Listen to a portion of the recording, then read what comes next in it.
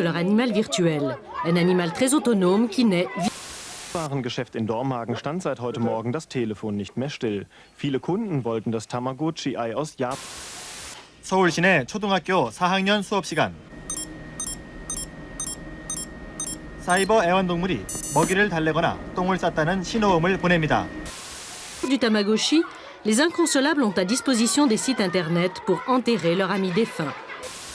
Японская игрушка Tamagotchi, виртуальный зверек, выведенный 30-летней Decided that I had to ban the Tamagotchi toys because they were becoming a bad influence with the children in the classrooms. I thought that Mr. Engelson should have let him back in school because all of the Tamagotchis would have died if he did, and most of them did die.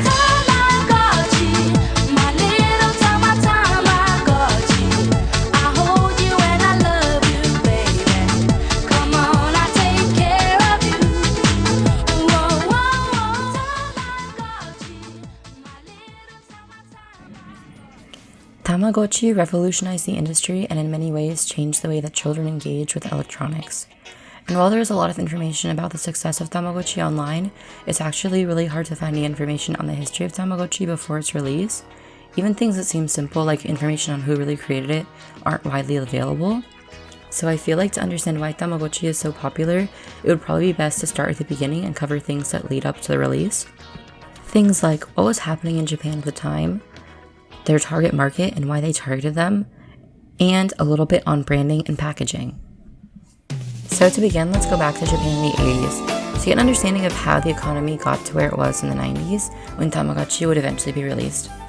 The 80s was a time of unprecedented economic growth in Japan, due in large part to the overvaluation of property and real estate at the time. To get an understanding of how overvalued real estate was, here's a quote from Yukio Noguchi, who was an economist and finance professor at Waseda University and Hitotsubashi University in Tokyo. In the 1980s, the frenzy in Japan reached such extremes that companies tried to outbid one another for land with little to no use. At the peak, an empty 3 square meter parcel in the corner of the Ginza shopping district in Tokyo sold for $600,000, even though it was too small to even build upon. To put this into perspective, the average home price in the US at the time was only $115,000. Due to a lot of factors that I don't really think would make sense to get into in this video, the Japanese real estate bubble would finally burst in 1991, and it would mark the beginning of a recession that would last more than a decade. Between 1991 and 2003, Japan's economy would plummet. Technology companies like Toshiba, Sharp, and Panasonic, that a decade earlier led trends, were now falling behind and struggling to keep up with global competitors. This was the economic climate that Akihiro Yokoi, future creator of Tamagotchi and former Bandai employee, found himself in when he decided to install Aquazone. Aquazone was a fish breeding and aquarium simulation game created by the company Sinomix and released for Mac in 1993. This game would inspire a lot of aspects that Tamagotchi would later be kind of known for. In Aquazone, the player would be in charge of changing the water, cleaning the filter, and checking the temperature to keep all the fish healthy. If the player took care of them correctly, the fish would lay eggs and be happy, and if the player didn't take care of them correctly, then the fish would get sick and die. As a side note, the early to mid-90s were surprisingly filled with a lot of these kinds of games. The creator of Tetris, Alexei Pajitnov, was also working on a fish breeding simulation game at the same time. He was released a few months later and was called L-Fish. I think maybe the fish game boom had something to do with the popularity of the fish screensavers at the time, but I'm not entirely sure. But either way, at the time, Akihiro Yokoi was trying to come up with a new toy concept that he could pitch to Bandai, and after playing Aquazone, he was inspired to create a toy that would react to things in real time, that you needed to care for, and that even would die. The concept that he would pitch to Bandai would be Tamagotchi, a portable egg-shaped wristwatch that held an electronic pet inside. And this is also where the name Tamagotchi comes from. It's named after a combination of the word egg in Japanese, tamago, and the word watch written in katakana, ochi. If you combine both of them, tamago, ochi, you would get Tamagotchi. But when Akihiro Yokoi pitched Tamagotchi to Bandai, it was completely rejected. Many Japanese companies weren't ready or able to take risks on products at the time due to the decrease in consumer spending brought on by the recession. Bandai didn't want to take any unnecessary or uncalculated risks on a product that they didn't have any market research on. But during Akihiro Yokoi's pitch, Aki Maita, who was a Bandai employee at the time, liked his idea and agreed to help with market research to give his product a better chance of being released. While doing research, Aki Maita saw a gap in the market, a consumer that was generally being ignored by not only Bandai, but most other toy companies at the time: teenage girls. I was really curious as to why they would specifically market it towards teenage girls instead of elementary school girls, and why they would specify that it was for girls instead of marketing it more gender neutrally. And the information I found was actually not what I was expecting at all. In this section, I'm going to briefly mention child exploitation. I'm not going to be too graphic, I'm just going to briefly go over the topic, but if you'd like to skip it entirely, please go to this timestamp and you will skip all of it. To understand why Tamagotchi was marketed originally towards teenage girls, I think you need to understand that teenage girls were kind of a spectacle at the time. In Japan, in the early to mid-90s, teenage girls were on TV almost all the time. There was near constant media coverage surrounding them. All the things they did, what they wore, how they acted, and how they spoke was being reported on en masse. This all started because of reports and news coverage in 1992 and 1993 coming out of Tokyo, talking about how there were teenage girls engaging in injo kosai, or compensated dating, specifically in the Shibuya area of Tokyo. If you look up compensated dating, it's defined as girls being paid to spend time with men much older than them in exchange for money or designer goods. And while this definition doesn't necessarily say anything sexual, it very much was. The consensus now is that the initial coverage and reports covering this were reporting on real things that were happening. There was compensated dating happening in Shibuya in some capacity. The reports on this got huge amounts of attention since the public was generally outraged by this. A lot of media companies saw how popular the initial reports were, and so they wanted to do their own reports on it too. This led to a bunch of lies and exaggerations being reported, since a lot of news companies wanted their reports to stand out. A lot of the stuff being reported at this time was unverified or entirely made up, but people either didn't know or didn't care since it was making them money. High school girls only made up about 4% of Japan's total population at the time, but news reports about teenage girls were literally a daily occurrence. Sharon Kinsella talks about how in the mid-90s, you couldn't go to the Harajuku area of Shibuya without seeing 4 or 5 camera crews or reporters going up to teenage girls and asking them personal questions or asking to see what was in their bag so they could gawk and spectate at it. A lot of the reports would focus on how expensive the things they owned were, and while not explicitly saying that they were obtaining these things through compensated dating, the reporters would heavily imply it and would lead their audiences to making that conclusion. A collapse in faith in Japan's male-centered economy and government during the 1990s deflected cultural interest onto women and young people. Whereas in the 80s, news reports focused more on salarymen who kind of represented Japan's good economy and all the changes that were happening in the country, the media of the 90s focused more on teenage girls and used them to represent the moral and economic failings of the newer generation. Most of the news coverage, both in the beginning as well as once things started getting overreported, were very much blaming the girls, even though they were the ones being exploited and taken advantage of. And they were being exploited and taken advantage of not only by the men looking to engage in compensated dating, but also by the reporters who took something very serious that a small amount of people were doing and overreported on it and lied about it so much to the point where it would actually hurt a lot more people. According to a survey done by the Japanese National Institute of Public Health's Ministry of Health, Labor, and Welfare in 1999, 75.2% of all teenage girls interviewed said that they had been propositioned by older men to engage in compensated dating at least once. I think the numbers wouldn't have been anywhere near this high had it not been for the mass over-reporting done about compensated dating earlier in the decade. But as much as teenage girls were demonized in the media, they were also setting trends. With all the coverage surrounding them, the entire nation saw everything they were doing and saying. This graph shows articles written about new fashion trends and who was credited as starting them. As you can see, starting in 1993, there's a drastic shift in trends being started by teenage girls.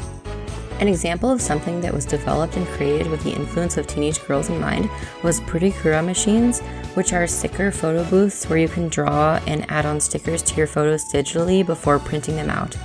The initial inventor, Sasaki Miho, said that she was inspired by the way that teenage girls edited and drew over their photos, something that was really prevalent at the time in teen magazines. And not only were they trendsetters, but they were also massive consumers.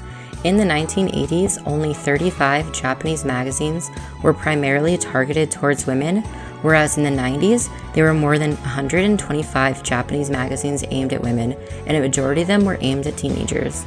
In the 90s, all eyes were on teenage girls, so whatever captured their attention would also have all eyes on it.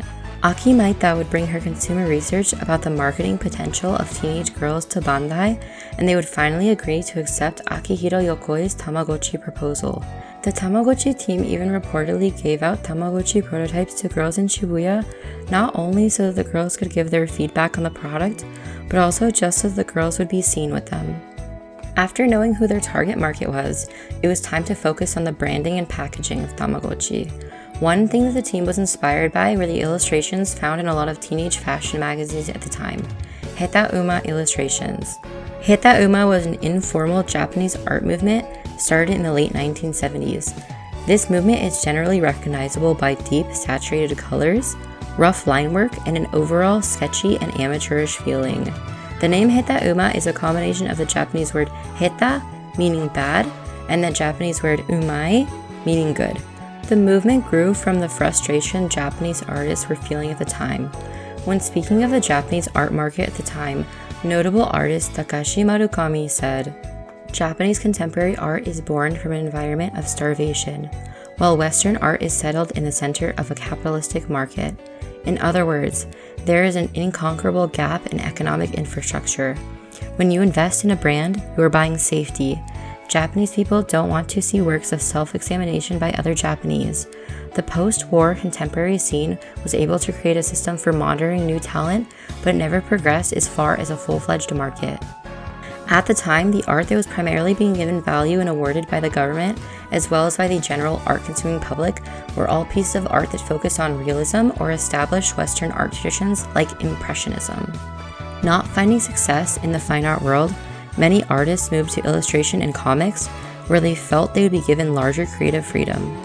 The illustration and manga magazine Garo would become a sort of hub for artists who felt fed up with the older way of doing things, and thanks to artists like Teruhiko Yumura, a more experimental style would begin to take shape in Garo magazine. They would start to be known as Heta Uma. Consumers were drawn to Heta Uma illustrations and advertisements, and the movement grew in popularity, reaching its peak in 1985.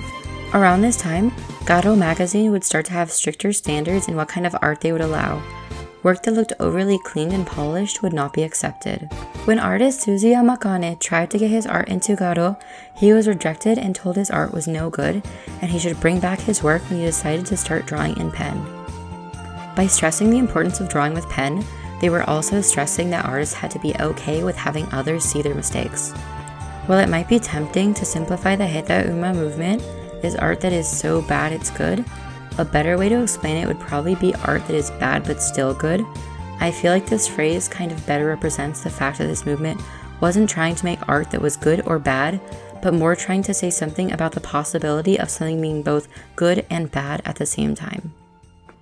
By the 90s, popularity for Heta Uma had waned, but the art styles stayed around, primarily in Japanese fashion magazines aimed at teenage girls. While the Heta Uma art style of the 80s was considered masculine and many of the comics in Garo would touch on topics that were more grotesque and sexual, often depicting gore and violence, the Heta Uma of the 90s was more cute, easy to draw, and fun.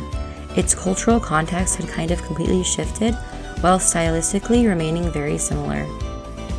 But not only did Heta Uma have a large impact on the styling of teenage fashion magazine illustrations, but while doing my research, I also found that in the 90s, it played a large part in the common popular handwriting of teenage girls at the time.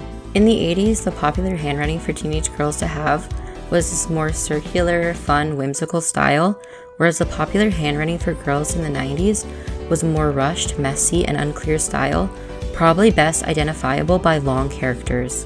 And this handwriting style was also called Heta Uma. So in the 90s, Heta Uma was now associated with teenage girls, and the Tamagotchi team saw that and decided to incorporate that in their overall branding and character design for Tamagotchi. Akihiro Yokoi specifically hired Yoko Kureyanagi as a character designer and illustrator for Tamagotchi due to her more Heta-uma art style. With all the branding and packaging done, the product was almost ready, but before release, the watch aspect of Tamagotchi would be scrapped as a cost-reductive measure and would be replaced with a small keychain. After all this, the product was ready and Tamagotchi would be released in 1996, becoming an instant bestseller worldwide.